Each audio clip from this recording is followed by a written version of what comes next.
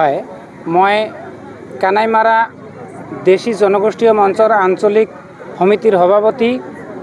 আজি আমি আমাৰ এই সমিতিৰ যোগেদি আমাৰ দেশীসকলৰ জাতীয় উৎসৱ পুষ্ণা, এইটো অসমীয়াৰ যেনেদৰে ভোগালী বিহু তেনেদৰে আমাৰ দেশী জনগোষ্ঠীৰ জাতীয় উৎসৱ পুষ্ণা উৎসৱ।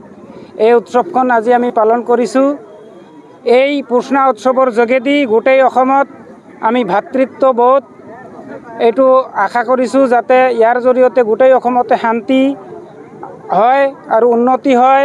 লগতে আমাৰ দেশী মানুহবিলাক যাতে ইয়াৰ জৰিয়তে এটা বাৰ্তা পায় যে আমাৰ দেশীয় সংস্কৃতি বিলুপ্ত হৈ যোৱা যিবিলাক সংস্কৃতি আছে, এইবিলাক সংস্কৃতি আমি পুনৰ উদ্ধাৰ কৰাৰ বাবে এটা চেষ্টা কৰিছোঁ।